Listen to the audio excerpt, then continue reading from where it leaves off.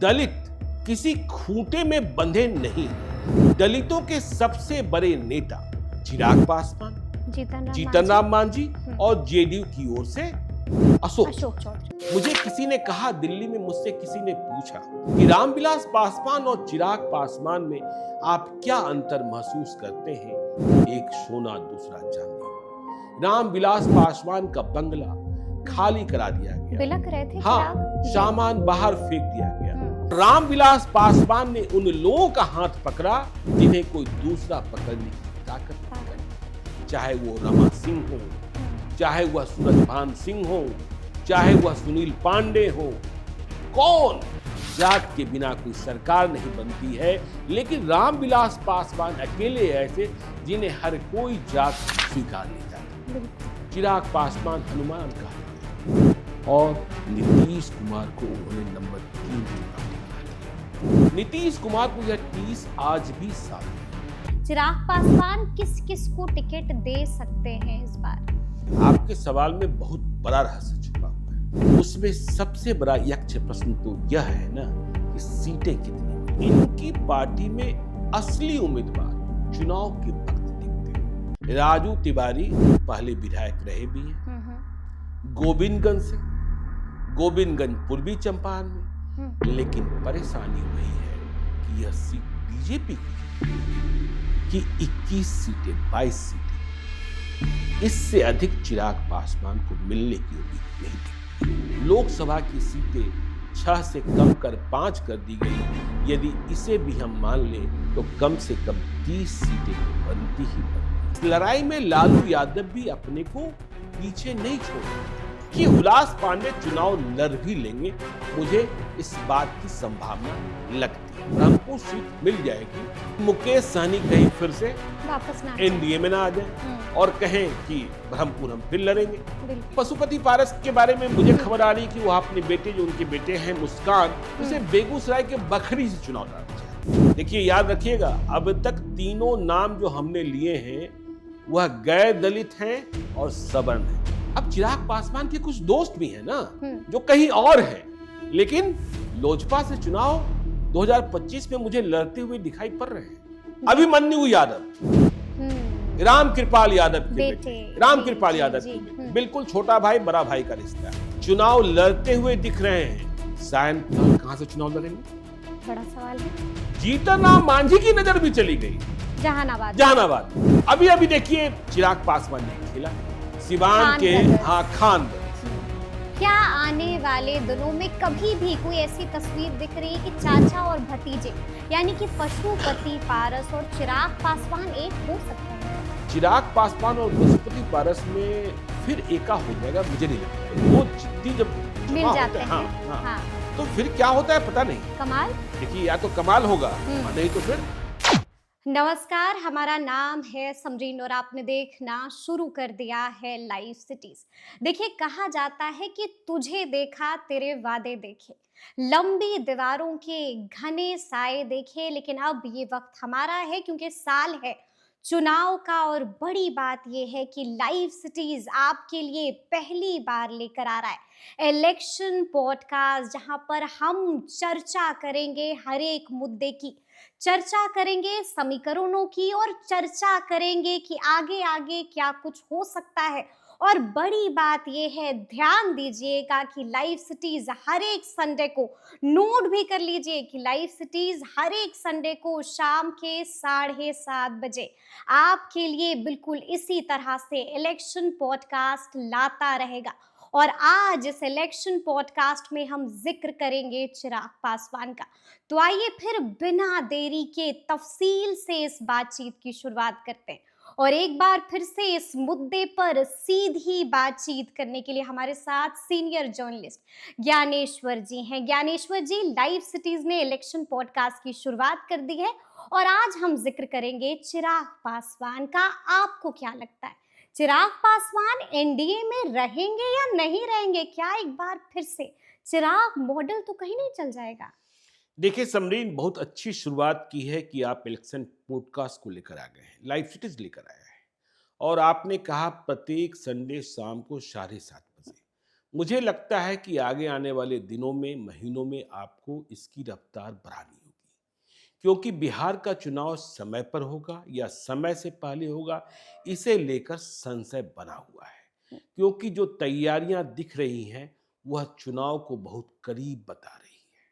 आपने देखा पिछले हफ्ते राहुल गांधी भी आए बिल्कुल। और एनडीए में नीतीश कुमार की बिहार प्रगति यात्रा समापन की ओर है।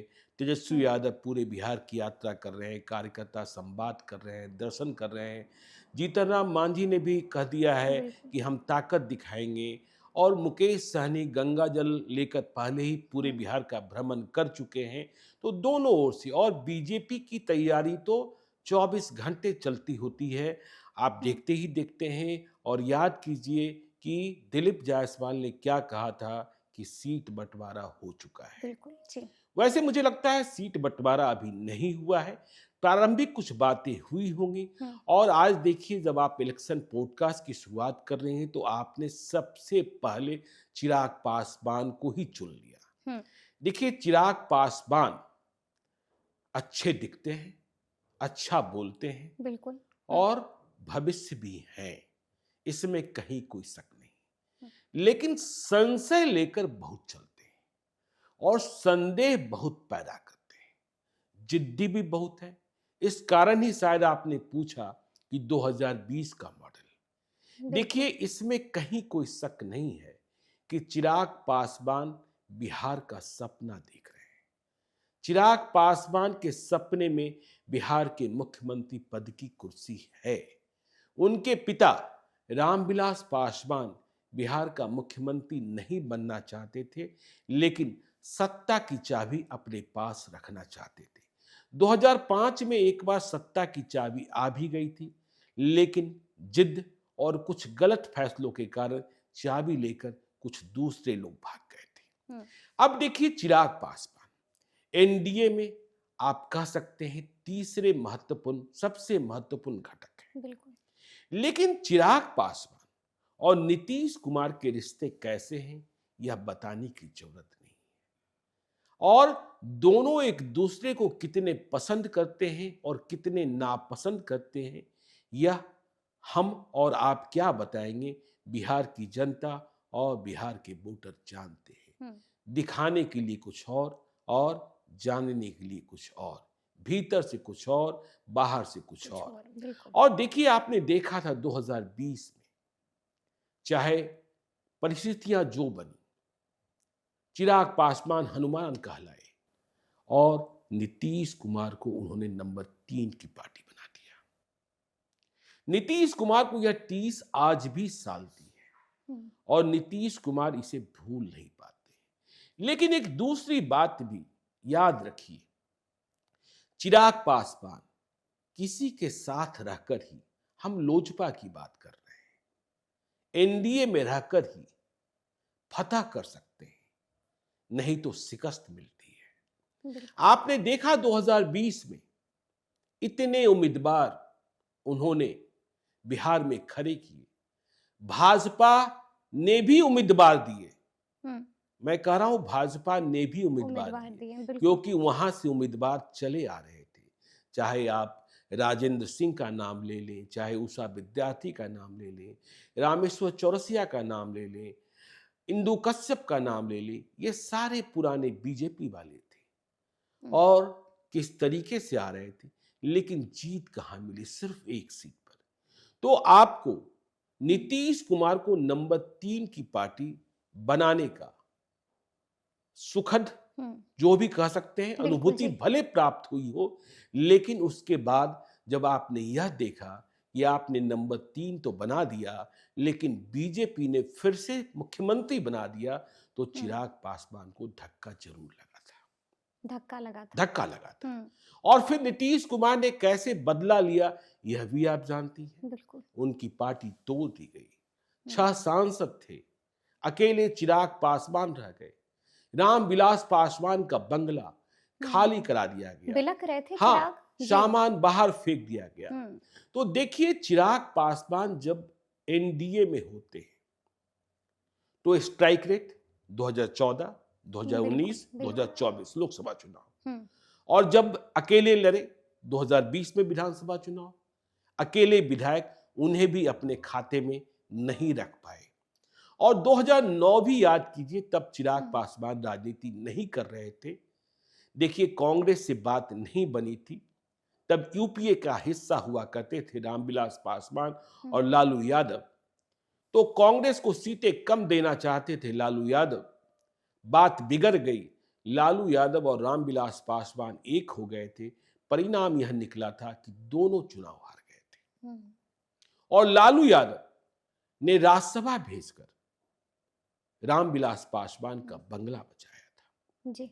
तो 2025 के पहले पॉडकास्ट में हम यह कहें कि चिराग पासवान, जिनके बारे में हमने कहा कि वे बिहार का सपना देख रहे हैं, लेकिन यह सपना 2025 में पूरा नहीं होना है। 2025 के नेतृत्वकर्ता चाहे जरूरी हो चाहे मजबूरी हो, नीतीश कुमार ही है। लेकिन बात यह है, और यह लाख टके की बात है, कि चिराग पासवान को कितनी सीटें मिलेगी। बिल्कुल। हाँ जी। चिराग पासवान को लड़ने के लिए कितनी सीटें मिलेगी।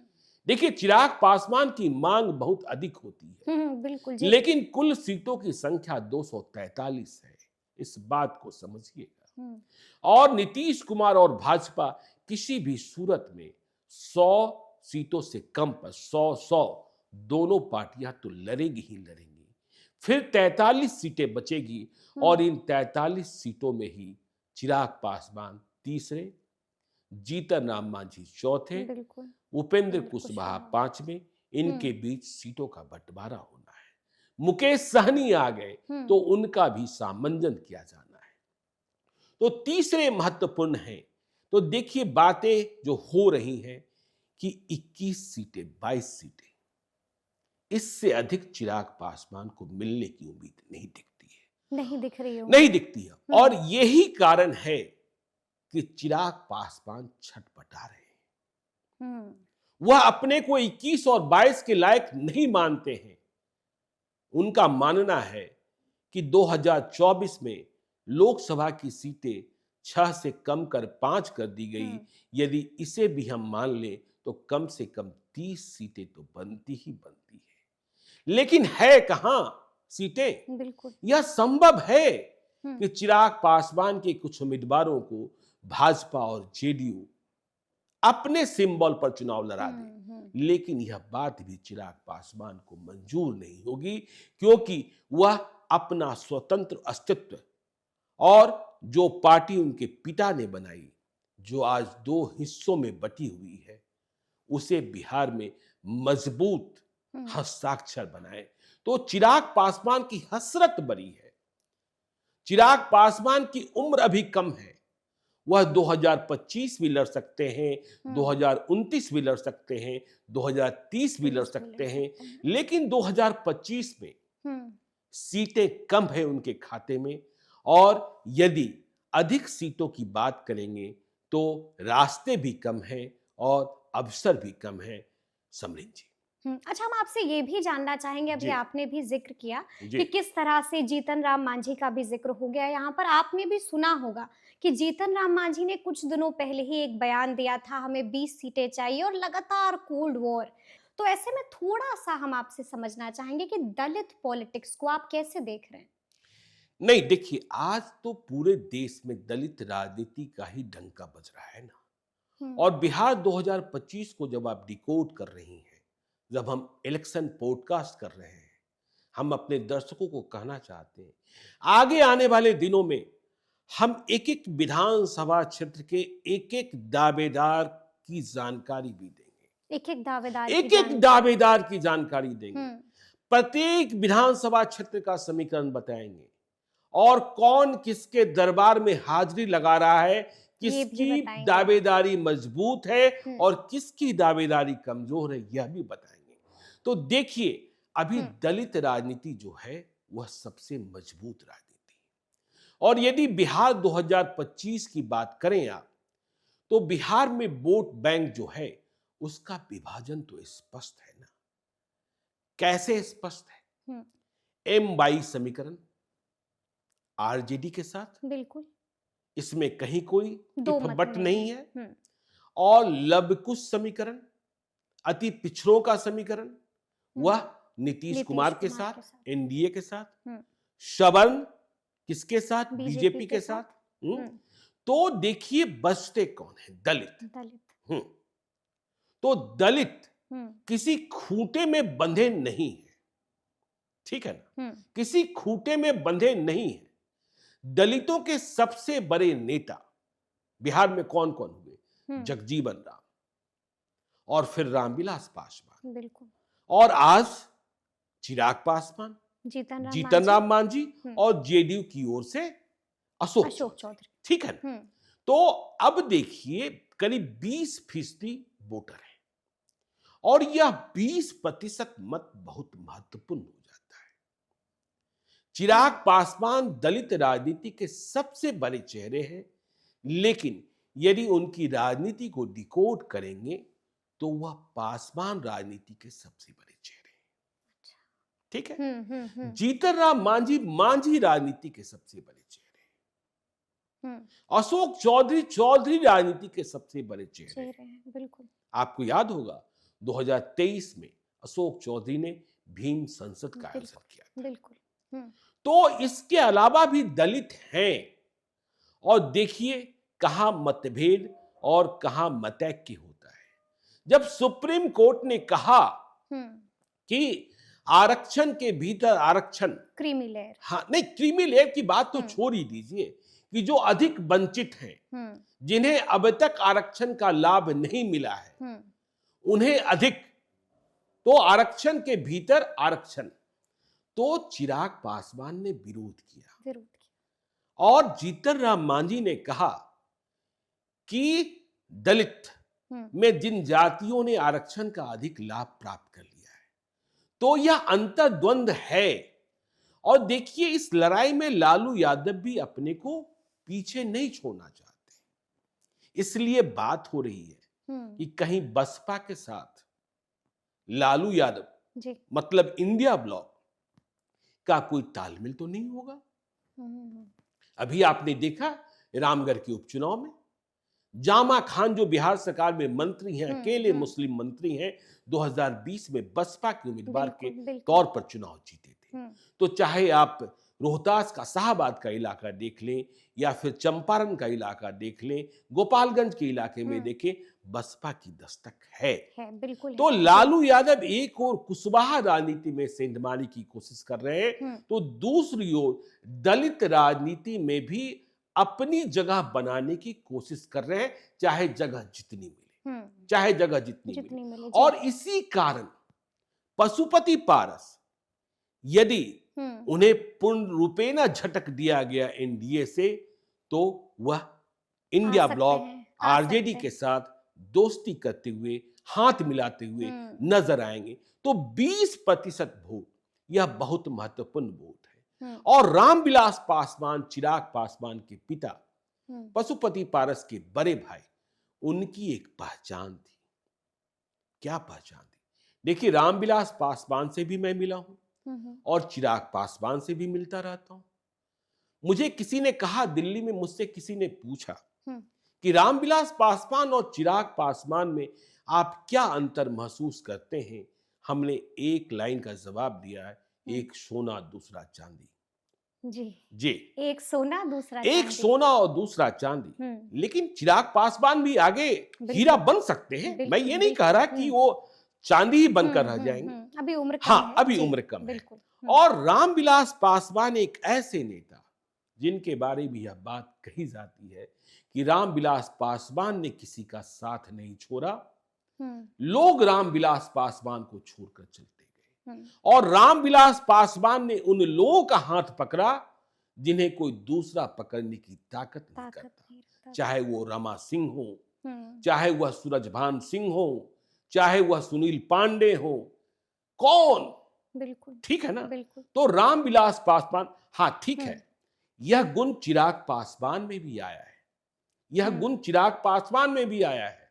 और चिराग पासवान, लेकिन एक बात और है, जब टिकटों की बात होती है, उम्मीदवारों की बात होती है, तो यहां चेहरे जो हैं वह दलित से ज्यादा, अब आप इसे इस रूप में भी परिभाषित कर सकती हैं कि सुरक्षित क्षेत्रों की संख्या ही कम है। बिल्कुल। हाँ, लेकिन चाहे रामविलास पासवान हो, चाहे चिराग पासवान हो, उनके इर्द गिर्द जो चेहरे आपको दिखाई पड़ते होंगे वह दलित कम और गैर दलित उनमें भी ज्यादा हैं। संबंध अधिक हैं। अधिक है। हाँ, बिल्कुल, बिल्कुल, जी। रामविलास पासवान को स्वीकार करने में बिहार के बारे में यह कहा जाता है कि बिहार में जात के बिना कोई राजनीति नहीं होती है, जात के बिना कोई सरकार नहीं बनती है, लेकिन रामविलास पासवान अकेले ऐसे जिन्हें हर कोई जात स्वीकार लेता था। बिल्कुल। हर जगह कोई जात, हाँ, acceptance है। और हर एक के लिए दरवाजा। हम्म, देखिए, यहीं आपको हम दलित राजनीति का एक और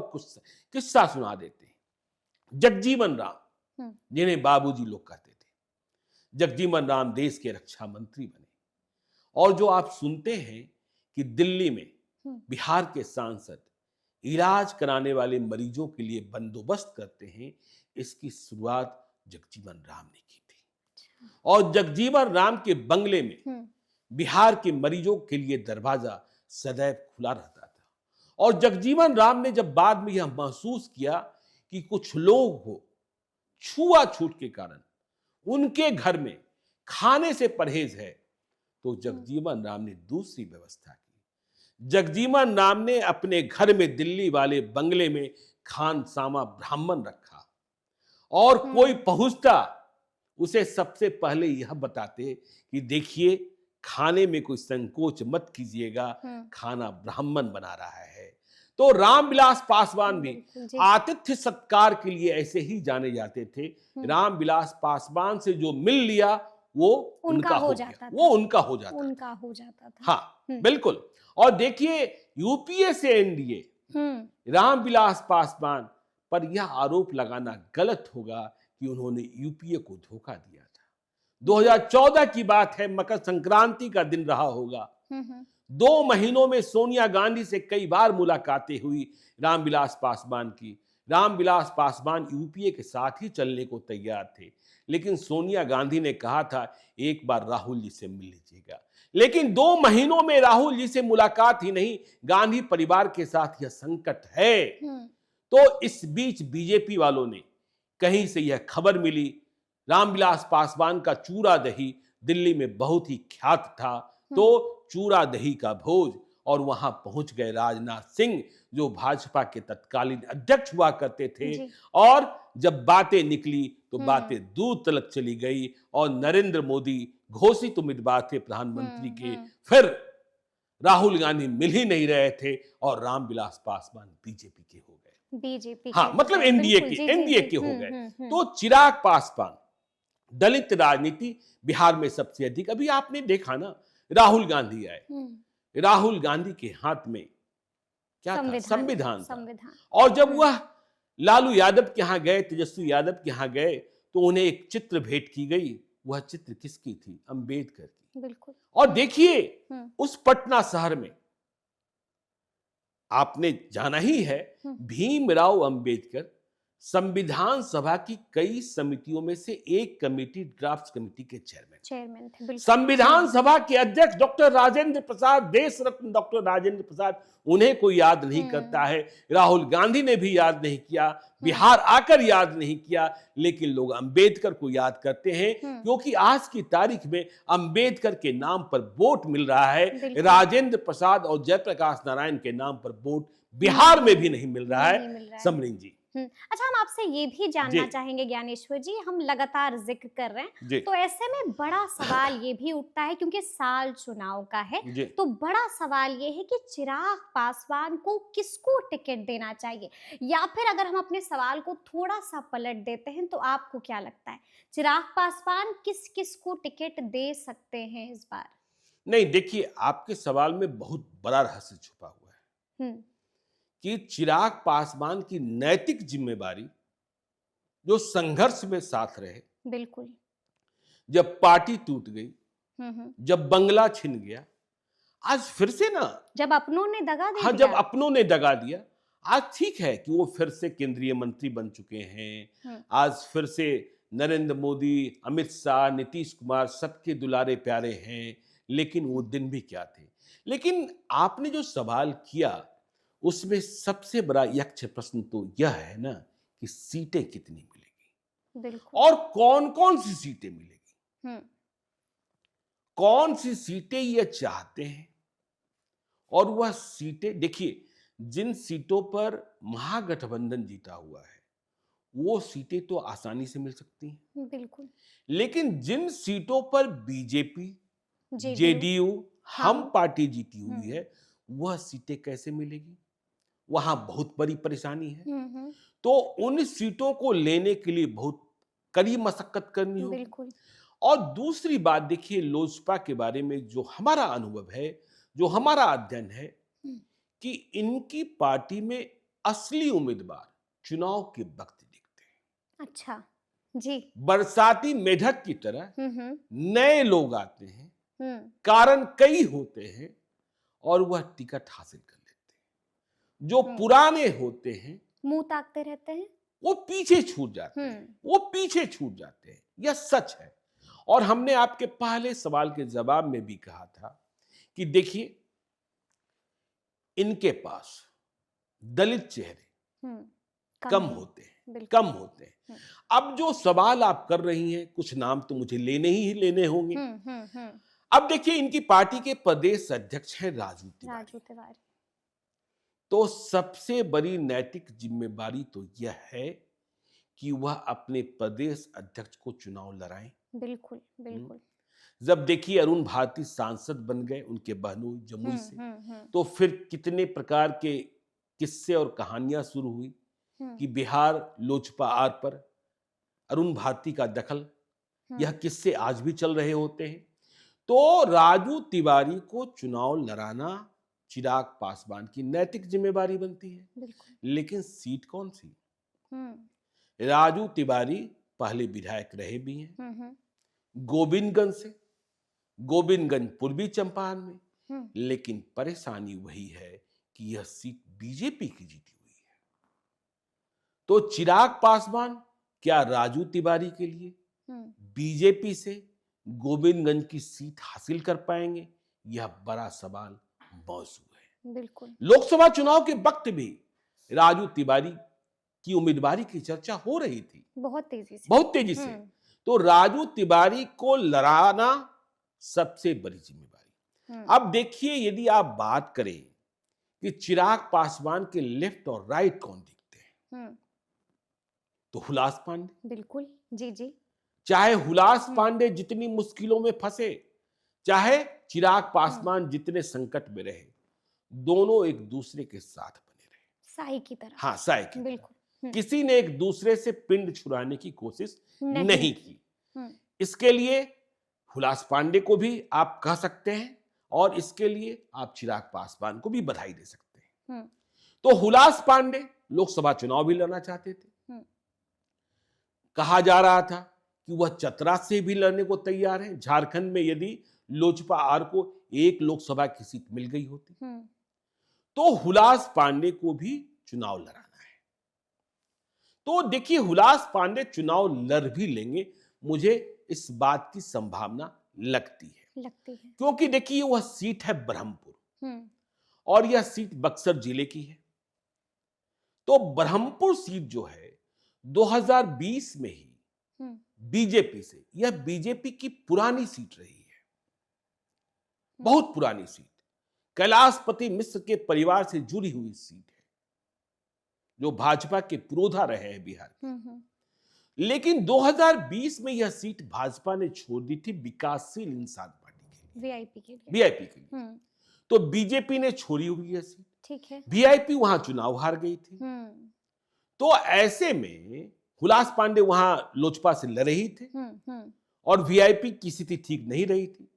तो हुलास पांडे को ब्रह्मपुर सीट मिल जाएगी, मुझे इस बात की संभावना लगती है, सिवाय इसके कि मुकेश सहनी कहीं फिर से वापस ना एनडीए में ना आ जाए और कहें कि ब्रह्मपुर हम फिर लड़ेंगे। बिल्कुल। तो हुलास पांडे का चुनाव लड़ना। अब देखिए, तीसरे चेहरे जो बिल्कुल साय की तरह रहते हैं, उनका नाम है वेद पांडे। बिल्कुल जी। अब ये कहां से चुनाव लड़ेंगे? देखिए याद रखिएगा, अब तक तीनों नाम जो हमने लिए हैं वह गैर दलित हैं और सवर्ण हैं, बिल्कुल। जो साय की चिराग तरह के है। साथ, हाँ, जी। चिराग के साथ चिराग की तरह है। बिल्कुल। हाँ, हम्म। वेद पांडे। हम्म। देखिए पिछले चुनाव में भी 2020 में भी इन्हें चुनाव लड़ाया गया था शाहपुर से। तो अब वेद पांडे जो हैं, शाहपुर देखिए कठिन सीट है और वहां दो ओझा बंधुओं की लड़ाई में वहां लड़ाई बिल्कुल ही तीसरे के पक्ष में चली जाती है।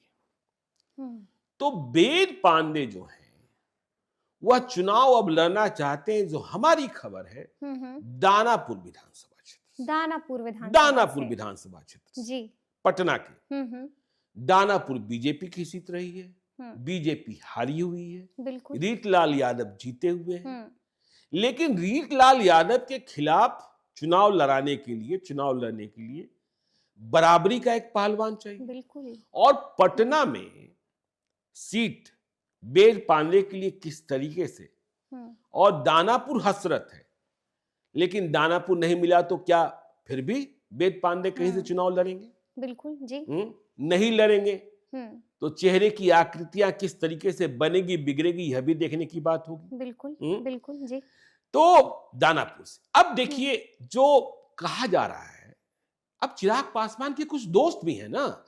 हाँ जी जी जी। हाँ, जो कहीं और हैं, लेकिन लोजपा से चुनाव 2025 में मुझे लड़ते हुए दिखाई पड़ रहे हैं।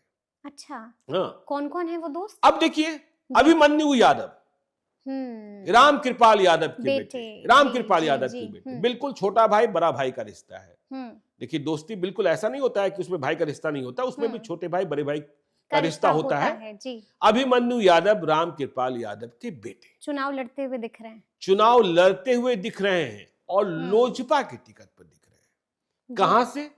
फतुहा से। यह भी पटना जिले की सीट, ठीक है ना जी।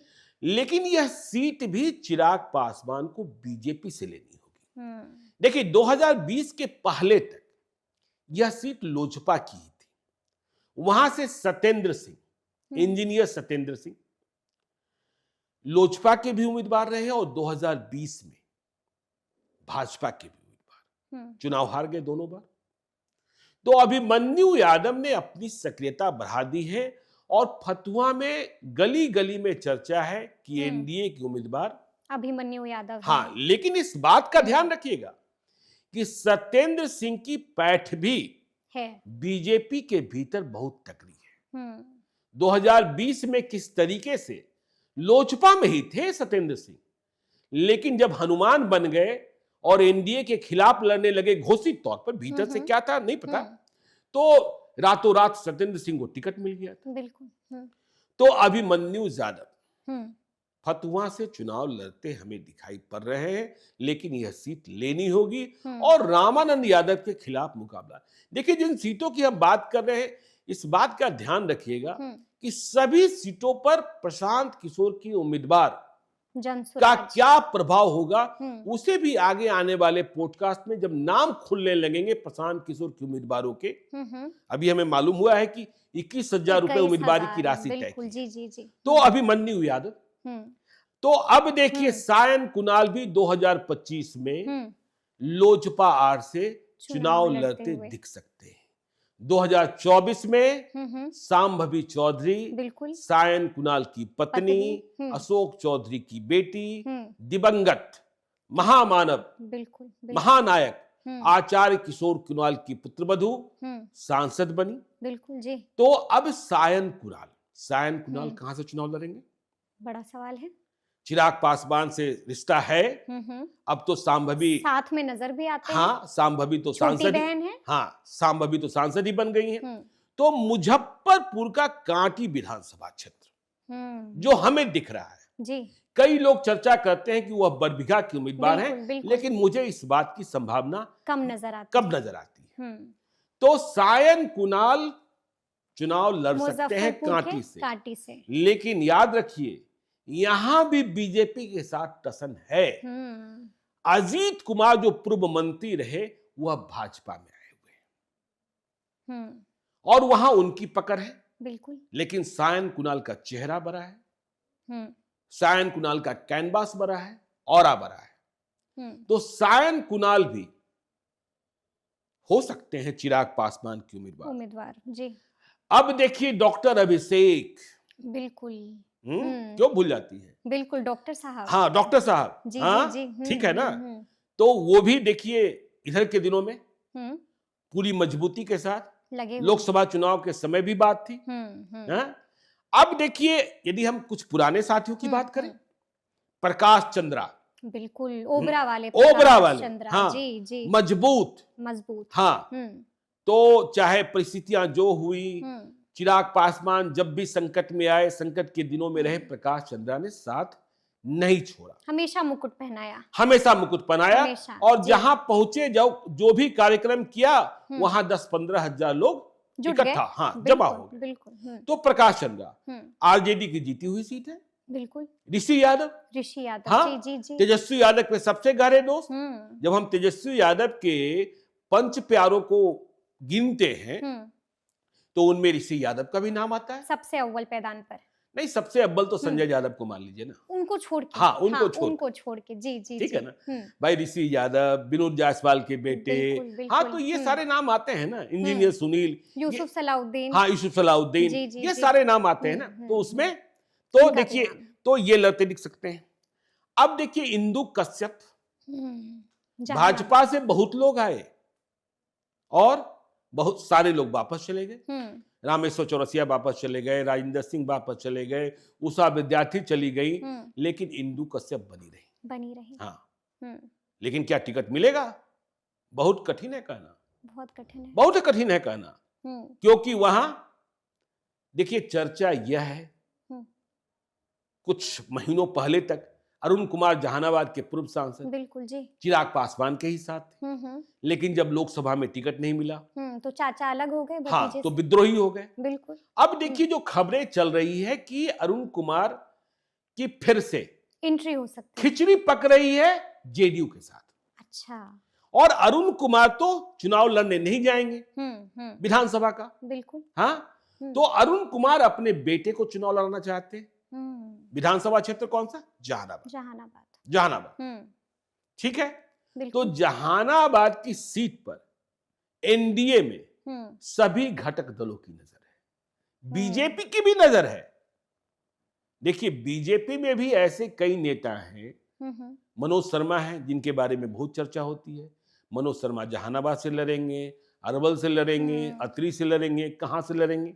बिल्कुल, हाँ, धुआंधार बोलते हैं। और देखिए जीतन राम मांझी की नजर भी चली गई है जहानाबाद में जी। अभी उन्होंने कुछ दिनों पहले वहां गांधी मैदान में, जहानाबाद में भी गांधी मैदान है, एक बड़ी सभा का आयोजन किया और एक चुन्नू शर्मा है, जीतन राम मांझी भी गए और संतोष सुमन भी गए जी। तो मखदूमपुर के हैं, कहा जाता है कि मखदूमपुर नगर पंचायत में जो कुछ होता है वह चुन्नू शर्मा के बगैर नहीं हो सकता, साधन संपन्न है। और 10,000 आदमी का जुटान मामूली नहीं होता है, हाँ जी। तो अब देखिए जो मगध की सीटें हैं उसमें जीतन राम मांझी की पार्टी से भी जो अधिकांश उम्मीदवार मुझे दिखाई पड़ रहे हैं वह सवर्ण ज्यादा है, जो दावेदार है। सीटें कितनी मिलेगी मुझे नहीं पता अभी, ठीक है ना। तो चुन्नू शर्मा, तो इसलिए देखिए वहां भी। अब देखिए इनकी पार्टी में प्रधान महासचिव या महासचिव संजय पासवान, बिल्कुल, हाँ, बिल्कुल जी। उन्हें कहां से लड़ाएंगे? वो भी आपके साथ लगे रहते हैं, साथ लगे रहते हैं। जमुई में अरुण भारती के नाम की चर्चा बाद में हुई। पहले तो कहा जा रहा था कि जमुई यदि छोड़ेंगे, कार्यकर्ता को देंगे तो संजय पासवान को लड़ाया जाएगा। बिल्कुल बिल्कुल। और इस बात का भी ध्यान रखना होगा कि जो लोकसभा क्षेत्र चिराग पासवान की पार्टी ने जीती है, अब जमुई पुरानी सीट है, बिल्कुल, वहां कहीं ना कहीं से चिराग पासवान के उम्मीदवार तो होंगे ना, चाहे सिकंदरा हो, चाहे कोई दूसरा विधानसभा क्षेत्र हो। अब देखिए हाजीपुर, वैशाली, बिल्कुल, हाँ जी, ठीक है ना, समस्तीपुर, तो खगड़िया, ये सीटें जो हैं वहां इन लोकसभा क्षेत्रों के विधानसभा क्षेत्र में चिराग पासवान के उम्मीदवार होने चाहिए। होने चाहिए। हैं? जी जी ठीक जी। है, अलौली को कैसे भूल सकते हैं? कैसे भूल सकते हाँ, हैं। यह तो बिल्कुल उनका पशुपति पारस की भी नजर है। नहीं। पशुपति पारस के बारे में मुझे हम्म। खबर आ रही कि वो अपने बेटे, जो उनके बेटे हैं मुस्कान, उसे बेगूसराय के बखरी से चुनाव लड़ाना चाहते हैं। ठीक है ना? जी जी जी। ठीक है ना? हाँ। तो अब देखिए संजय पासवान, अब देखिए रुपौली की सीट पर भी नजर रखिएगा। रुपौली पर भी। हाँ, जी। क्योंकि शंकर सिंह जो निर्दलीय जीत गए उपचुनाव में, यह तो पुराने लोजपा वाले हैं। यह तो पुराने लोजपा वाले इस्तीफा देकर आए थे। इस्तीफा देकर आए थे। जी जी जी।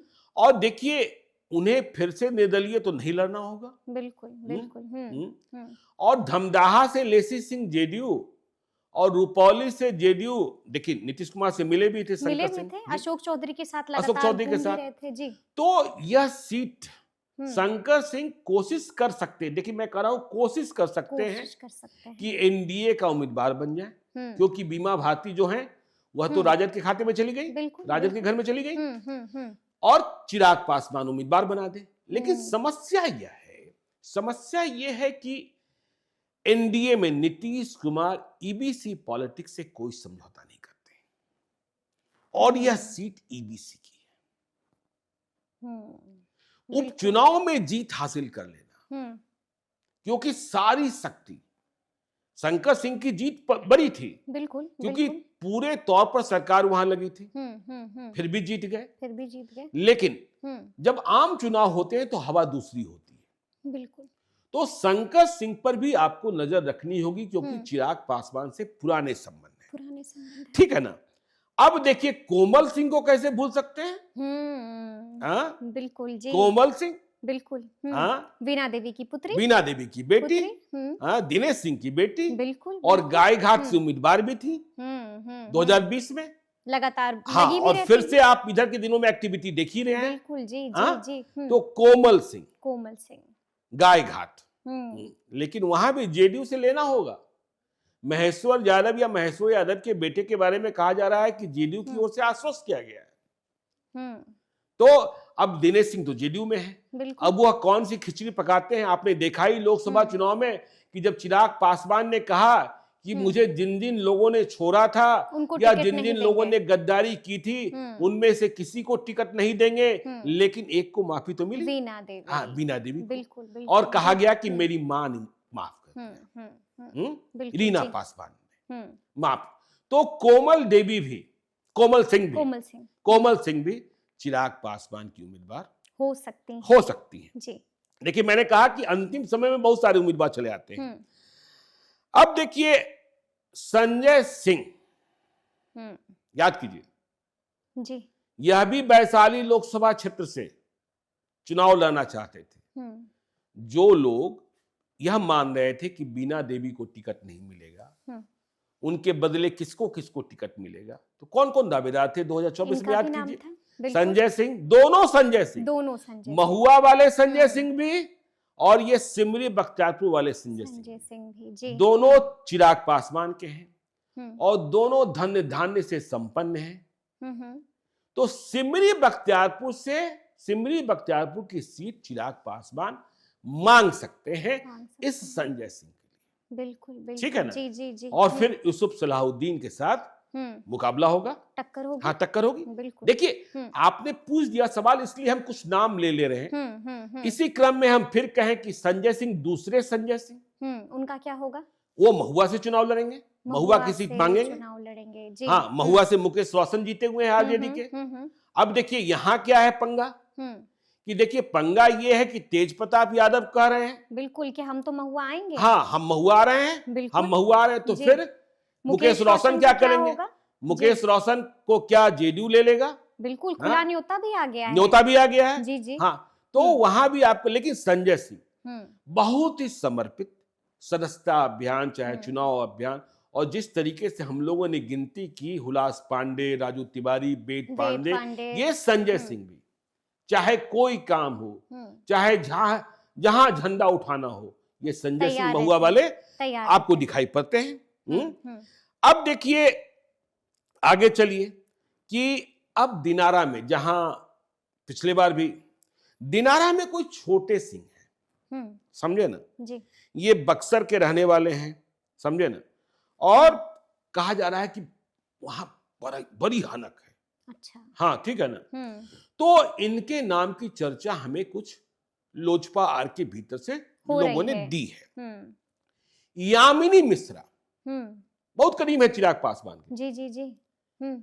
कहते हैं कि चुनाव लड़ने की इच्छा नहीं है, लेकिन राजनीति करने वाला यह कहे कि चुनाव नहीं लड़ने लड़ना की इच्छा चाहते नहीं हैं, है, तो बिल्कुल मुझे इस बात पर पछता नहीं है। यकीन नहीं होता है। बिल्कुल बिल्कुल जी जी। तो कहा जाता है कि यह भी चुनाव, लेकिन कहां से, तो वेद पांडे चूंकि लड़ना चाह रहे हैं दानापुर से, तो ये सोचते हैं कि शाहपुर से हम लड़ लें क्या। भीतर की बात बता रहे हैं, भीतर की बात बता रहे हैं। जी जी। अब देखिए, हमने कहा जमुई में सिकंदरा सुरक्षित क्षेत्र है, बिल्कुल। वहां सुभाष पासवान की फिर से चर्चा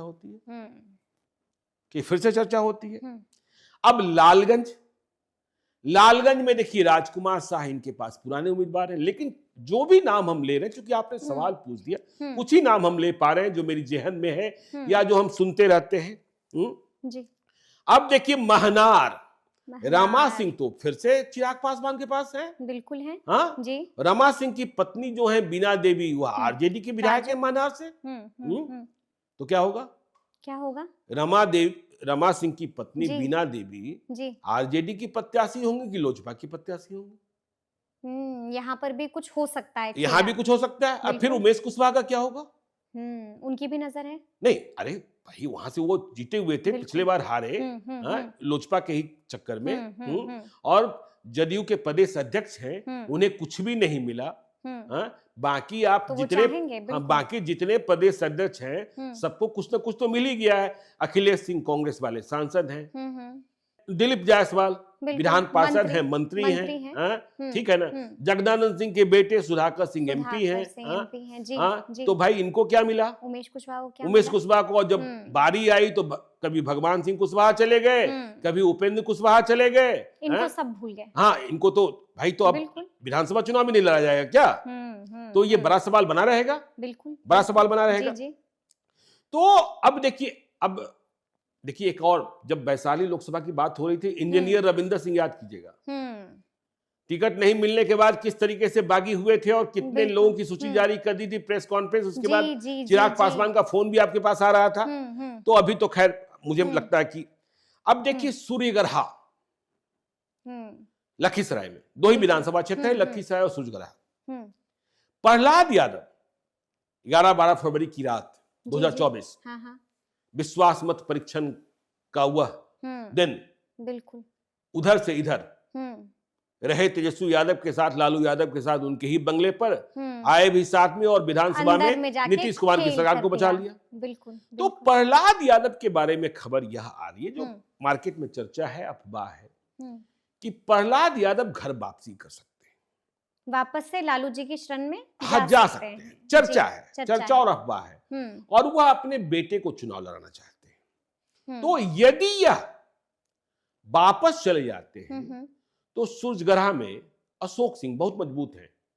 फिर देखिए गैर दलित और सबन अधिकांश चेहरे यही दिखाई पड़ रहे हैं। बिल्कुल बिल्कुल जी। तो अशोक सिंह लोजपा के उम्मीदवार उनके लिए सीट मांग सकते हैं। 45,000 50,000 वोट ये अपने दम पर ले आते हैं, ठीक है ना। तो देखिए मोरबा समस्तीपुर, जहां से रणविजय साहू जीते हुए, बिल्कुल, जो बिहार राजद के प्रधान महासचिव हैं, और भी चर्चाएं चलती रहती हैं। यहां अभय सिंह, ये भी भूमिहार हैं जी। देखिएगा, ये भी भूमिहार हैं। तो कहा जा रहा है मोरबा सीट भी मांग सकते हैं। अब अभय सिंह उम्मीदवार होंगे या कोई और होगा, ये दूसरी बात है। बिल्कुल, हाँ। अभी देखिए चिराग पासवान ने खेला क्या खेला सिवान का जिक्र कर रहे हैं आप? हाँ बिल्कुल, सिवान के, हाँ, खान ब्रदर्स। अब खान ब्रदर्स आए हैं, टिकट मिलेगा नहीं मिलेगा, बीजेपी वालों को आपत्ति है, लेकिन आए तो चुनाव लड़ने के इरादे से ही है ना। बिल्कुल। तभी तो हेलीकॉप्टर से चिराग पासवान को सिवान बुलाया गया, उतनी बड़ी सभा हुई, और अयूब खान रईस खान के पिता भी 2 बार चुनाव लड़े। देखिए कमरुल हक 2005 के दोनों चुनाव लड़े, हार गए।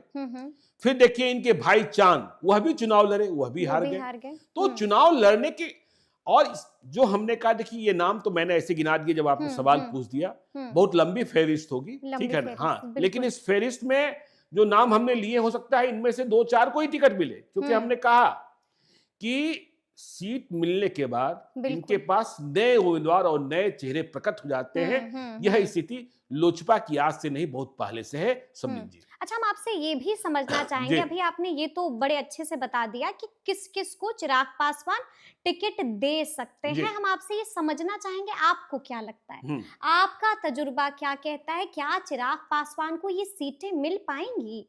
क्या बार्गेनिंग कर पाएंगे चिराग पासवान, चाहे बीजेपी से बार्गेनिंग करना हो, जेडीयू से करना हो, हम से करना हो, क्या इसमें कामयाब नजर आएंगे आपको? नहीं, हमसे तो बहुत बार्गेनिंग नहीं करनी है। देखिए, बीजेपी को जहानाबाद हम की भी नजर है। हाँ, नहीं, नजर तो सबकी रहेगी, ठीक है ना, लेकिन जीती हुई सीट तो आरजेडी की है। बिल्कुल बिल्कुल। देखिए, अब सवाल पैदा होता है जीती हुई सीट को अपने लिए प्राप्त करना। संघर्ष वहां होता है, संघर्ष वहां होता है, और यह बहुत कठिन होता है, और सबसे कठिन है राजू तिवारी के लिए सीट हासिल करना, ठीक है ना। देखिए, बीजेपी में तो कुछ हासिल भी कर लेंगे नीतीश कुमार से। फिर हमने कहा ना, जो बाहर दिखता है वो भीतर है नहीं, दोनों ओर से। हाँ, क्योंकि एक को कष्ट है कि हम पूर्ण रूप से निपटा नहीं पाए, और दूसरे को कष्ट है कि हम 3 नंबर, हाँ, हम 3 नंबर हो गए। बिल्कुल जी। तो नीतीश कुमार से बार्गेन करना। और देखिए, चिराग पासवान में एक और जिद है। चिराग पासवान हमेशा चाहते हैं कि मुझसे, नरेंद्र मोदी की बात छोड़ दीजिए जी, कि मुझसे फिर सीटों के बारे में, संख्या के बारे में वो बात करे जो सर्वोच्च है। अच्छा, ठीक है ना। बिल्कुल। जैसे जब लोकसभा के टिकट का सवाल था, या विधानसभा चुनाव में सीटों के बंटवारे का सवाल था, कई बार गाड़ियां इसलिए फंस रही थी कि भूपेंद्र यादव, देवेंद्र फडणवीस, इन लोगों से चिराग पासवान बातचीत करने को तैयार नहीं होते थे। वो कहते थे कि मैं सीधे जेपी नड्डा से या अमित शाह से बात करूंगा, ठीक है ना। बिल्कुल बिल्कुल। अब नीतीश कुमार तो बात करेंगे नहीं, ठीक है ना। नीतीश कुमार तो फाइनल पर मुहर लगाएंगे। अब जेडीयू से सीटें लेनी है तो आपको बात करनी होगी किनसे? संजय झा से, बिल्कुल, ललन सिंह से, अशोक चौधरी से, विजय चौधरी से। तो एक यह भी संकट है। और जब आप खांचे से खांचे को बैठाते हैं सीटों पर, देखिए ना, कहा जाता है ना कि भाई बीजेपी और जेडीयू के बीच ब्रिज हैं संजय झा, बिल्कुल, लेकिन 2024 में ब्रिज होने के बाद भी संजय झा अपने लिए दरभंगा की सीट हासिल नहीं कर पाए। रमा देवी के लिए सीट बीजेपी से नीतीश कुमार ने हासिल कर ली, माफ कीजिएगा, लवली आनंद के लिए शिवहर से सीट हासिल कर ली, रमा देवी का टिकट कट गया।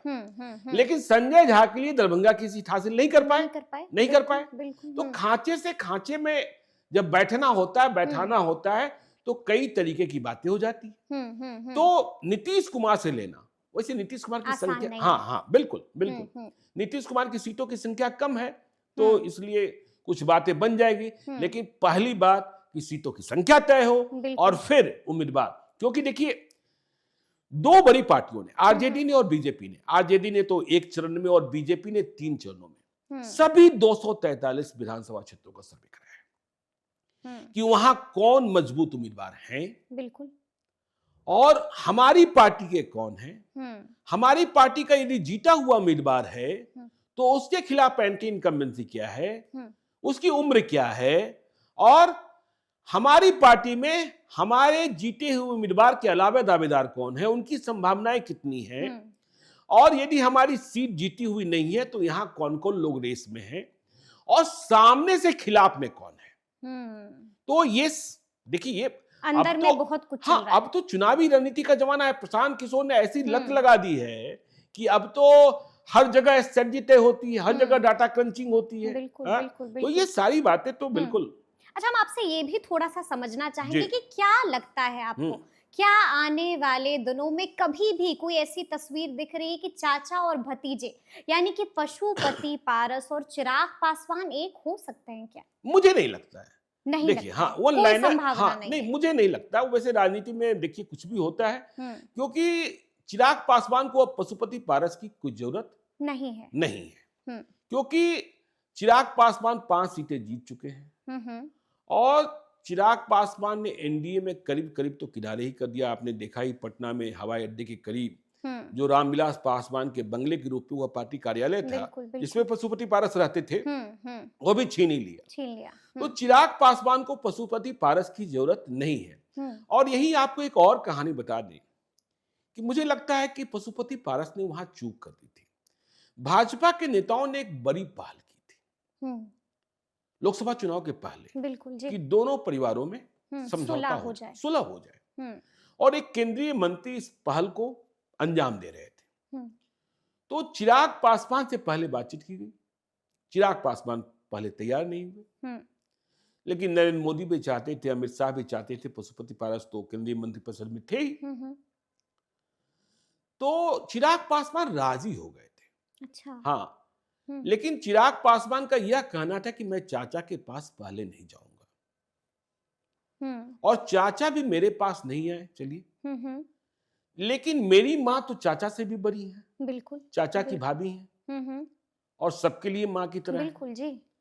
तो आप कहिए चाचा को कि मेरी माँ से आकर मिल लें, और फिर हम जाकर उनसे मिल लेंगे। रीना पासवान जी से मिल लीजिए। हाँ, आप रीना पासवान जी से मिल लीजिए, और फिर चिराग पासवान पशुपति पारस से जाकर मिल लेगा। बिल्कुल। तो यह रास्ता निकला था। तो देखिए, जो अंदर खाने की खबर है, जो हमारी जानकारी है, वो मंत्री जी इस प्रस्ताव को लेकर जब चिराग पासवान ने हामी भर दी, तो प्रस्ताव को लेकर पहुंचे पारस जी के पास। लेकिन पारस जी यह प्रस्ताव सुनते ही बमक गए। अच्छा। और उन्होंने क्या क्या नहीं कर दिया।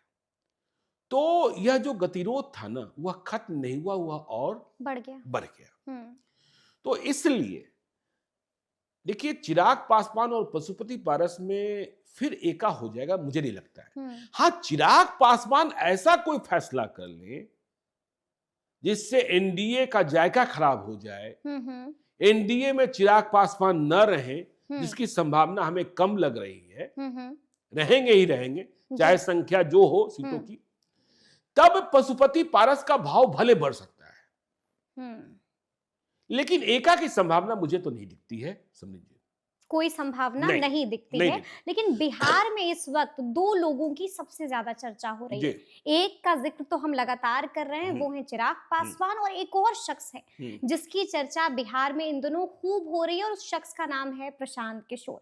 क्या लगता है, बिहार में कोई नया समीकरण बन सकता है क्या? नहीं, देखिए, बिहार के भविष्य की राजनीति को समझिए और पढ़िए। रामविलास पासवान रहे नहीं, बिल्कुल। लालू यादव चुनाव लड़ नहीं सकते, और उनकी उम्र भी क्या हो गई, 76 ईयर्स में शायद पहुंच गए हैं।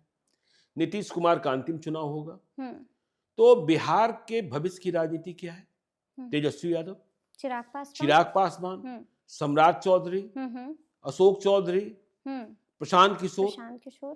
तो देखिए क्या है कि चिराग पासवान और प्रशांत किशोर दोनों बिहार से, देखिए, प्रशांत किशोर ने तो सरकारी स्कूल में पढ़ाई की है, लेकिन बाद में कहां कहां चले गए, दिल्ली यूनिवर्सिटी चले गए, उसके बाद अमेरिका चले गए। तो चिराग पासवान और प्रशांत किशोर का मन मिजाज मिलता है। चिराग पासवान भी जिद्दी, प्रशांत किशोर भी जिद्दी, एक दूसरे की तारीफ भी कर देते हैं। अरे, एक दूसरे की तारीफ ऐसी थोड़े कर रहे हैं, ऐसे। हाँ, मतलब चिराग पासवान प्रशांत जी कहते हैं। बिल्कुल बिल्कुल। भाई, दूसरे से आप सवाल पूछ लीजिए प्रशांत किशोर के बारे में, तो सब लोग कहेंगे ठग है, नौटंकीबाज है, नौटंकीबाज है, ड्रामेबाज है, फ्रॉड है। हाँ, लेकिन चिराग पासवान अकेले कहते हैं प्रशांत जी, और कहते हैं बीपीएससी अभ्यर्थियों के समर्थन में जो आंदोलन चल रहा है, प्रशांत किशोर का चल रहा है, वह सही है। बिल्कुल, मैं उसका समर्थन करता हूं। और देखिए, यह तो हाइपोथेटिकल ही है, लेकिन कई लोग इस बात का क्यास लगाने लगते हैं कि यदि जिद पर दो जिद्दी जब जमा होते हैं, हाँ, तो फिर क्या होता है पता नहीं। कमाल नहीं, कमाल देखिए, या तो कमाल होगा, और नहीं तो फिर या तो पहाड़ खड़ा होगा, नहीं तो भूकंप आएगा। तो लोग कहते हैं प्रशांत किशोर और चिराग पासवान एक हो सकते हैं। तो प्रशांत किशोर और चिराग पासवान एक हो गए। प्रशांत किशोर की फैन फॉलोइंग भी लगातार बढ़ रही है, बिल्कुल बिल्कुल। और चिराग पासवान को देखने के लिए लोग इस कदर जमा होते हैं। गजब का जुटान हाँ लगता हाँ, है। लोग इस कदर जमा होते हैं। हम्म। मैं आपको बताऊं, मेरे बेटे की शादी का रिसेप्शन समारोह था। जी हाँ, बिल्कुल याद है। तो नहीं आना तो आते ही, हम्म लेकिन जितने यंगस्टर्स से मेरे परिवार में, हम्म। उन्हें बाकी किसी की चिंता नहीं थी। वह कह रहे थे 2 लोगों को जरूर बुलाइएगा, अच्छा एक चिराग पासवान, ठीक है। और उस समय प्रशांत किशोर बिहार की धरती पर नहीं कर रहे थे। नहीं बिल्कुल। तो इस तरीके से हम्म। एक चिराग पासवान और हम्म। दूसरा खान सर। अच्छा दूसरा खान दूसरा सर। खान सर, जी जी हाँ। जी। तो ये बहुत इंटरेस्टिंग है। और हम्म। प्रशांत किशोर, चिराग पासवान, देखिए इनके सोचने का तरीका दूसरा है, और इन्होंने देश दुनिया को समझा है। देखिए चिराग पासवान भी बिहारी फर्स्ट लेकर आए थे, बिल्कुल। लेकिन वह गठबंधन की मजबूरी है, हम्म। वह भी पलायन रोकने की बात कर रहे थे। और प्रशांत बिहार किशोर भी बदलने पलायन, की भी हाँ बात हाँ करते बिल्कुल। थे। प्रशांत किशोर भी कहते हैं हम व्यवस्था परिवर्तन। परिवर्तन की बात कर रहे बिल्कुल हैं। बिल्कुल जी। तो ये दोनों कभी एक हो जाए हम्म तो यह बिहार के लिए तसल्ली की बात है। हम्म लेकिन 2025 में मुझे अभी नहीं लगता है, लेकिन देखिए राजनीति में कब किस रात कौन सी कहानी लिख दी जाती है यह किसी को पता ही नहीं चलता है। आपको याद होगा 2014 कैसे रामकृपाल यादव हनुमान थे लालू यादव के, बिल्कुल। किस तरीके से मीसा भारती के खिलाफ जाकर चुनाव लड़ गए हैं, बिल्कुल। क्योंकि लालू यादव को पुत्री मोह हो गया था और रामकृपाल यादव को लग रहा था कि मुझे इस तरीके से। तो राजनीति में कब क्या हो जाता है, लेकिन दोनों को लंबी राजनीति करनी है। दोनों को लंबी राजनीति करनी है। तो ये था लाइव सिटीज का स्पेशल पॉडकास्ट, यानी कि इलेक्शन वाला पॉडकास्ट शुरू हो चुका है और तफसील से हम लोगों ने आज चर्चा की है चिराग पासवान की। तो अब देखना होगा कि आगे आगे चिराग पासवान कौन कौन से बड़े बड़े चौंका देने वाले फैसले लेते हैं। तो इसी तरह से लाइव सिटीज आपके लिए लाता रहेगा इलेक्शन वाला पॉडकास्ट। तो फिर ये पूरी बातचीत आपको कैसी लगी है, कमेंट करके हमें जरूर बताइएगा। तो ऐसे तमाम अपडेट्स के लिए बिल्कुल ऐसे ही हमारे साथ बने रहिएगा और देखते रहिएगा लाइव सिटीज। बहुत शुक्रिया।